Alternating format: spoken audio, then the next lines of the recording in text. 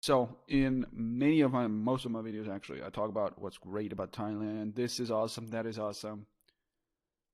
But very rarely do I talk about what I don't like or what I think are actually disadvantages.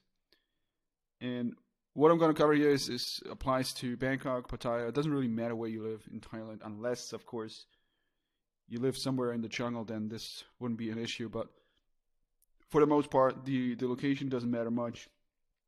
And the biggest downside is, well, it depends on how you look at it. Is also the biggest advantage. It's nightlife. It's women. It's great when you're here on a holiday and you can do all these things, but when you actually live here and that's not your, I would say, primary focus, it's a big distraction because think about it. When you can go out on a daily basis, almost Sunday, Monday, not the best day to go out, but other than that, you can go out every every single day of the week. You can meet girls easily, whether that's people play or that's regular girls, and so of course the temptation is there on a daily basis, and the question, of course, is how do you deal with that? Because either way, it's an investment. It's time or money. Okay, and even if you have a girl, say that a regular Thai girl that that you can ring up, comes straight to your place, no date, nothing. Then again, it's going to be a time investment, and sometimes it's. I mean, I personally, most days of the week, I don't want to make that kind of investment where it's like, I'm spending a couple of hours with a girl, etc.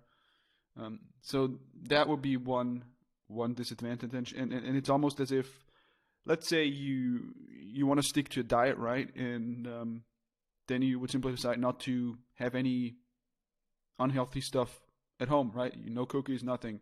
But if you have, your kitchen full with chocolate, cookies, then maybe your fridge has tons of ice cream in it. Then of course, whenever the slightest ounce of a temptation arises, it's going to be difficult to resist the temptation. Whereas if you had none of that at home, it would be easier. And the same applies to Thailand, right? The temptation is there, and there are many triggers to that temptation, whether it's just walking around and you see a nice girl, or just knowing that you can do all of these things anytime you want, is, depending on how you look at it, and a disadvantage. Okay, so that applies to living in Thailand. Okay, again, when you're on a holiday, for the most part, you want all those things. So that's not an issue. Um, yeah, and with that actually comes going out in general. So if you know you can go out every day, you will probably go out more often. That probably means you're gonna drink more often. So those are all the things that are related to nightlife. The second thing would be making friends. It's easy to meet girls, right? We all know that, but it's a little bit trickier, a little bit more difficult to make male friends. Okay, and what I mean by that is not just a guy that you met on a random night out and you got drunk and he's going home in a week. Not just a tourist friend, but actually guys that you have something in common with, and guys that are ideally also stay in Thailand long term. So you've common interests, or you can do something throughout the week. Now, this is just the way I like to keep it and have balance. I know a lot of guys, they say, "What are you talking about? I'm fine. All I want is I want to only spend time with women. I don't need any guys." But for me, it's like many times when I feel like, yeah, hanging out with somebody, I don't actually want to hang out with women. Sounds weird, but it's like, yeah, I want a guy, and we talk about shit, and maybe, I don't know, business or whatever. So yeah, that's for me an important aspect of living in a foreign country, or I wouldn't say settling down, but just living there long term. To also have male friends. Doesn't need to be in the same age range, but just someone that lives there as well, and yeah, someone you can hang out with on a regular basis. So that's another thing that is a bit tricky. It's easier in Bangkok. It's more difficult in other places that I've lived in, but in general, that's something to keep in mind as well. Um, then the other thing is, just depending on where you live, you might have issues, or I have had those issues at the beginning with soy dogs. If you live in a side street, there's so many dogs usually that it could become an issue when you're walking home at night and there's a bunch of dogs and then they follow you. it's, it sounds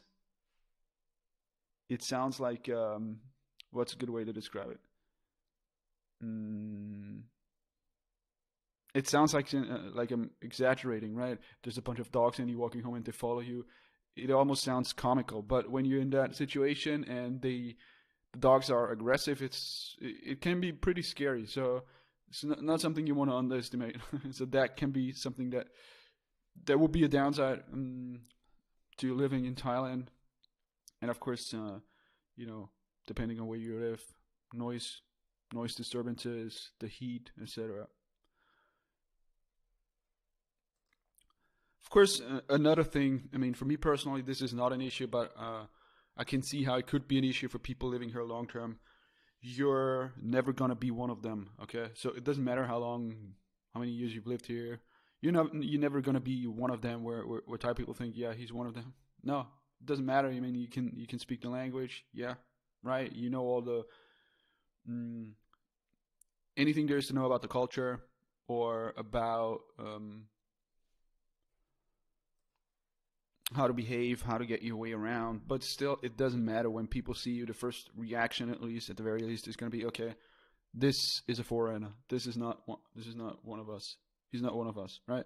So if that's an issue for you, then this would be another downside as well.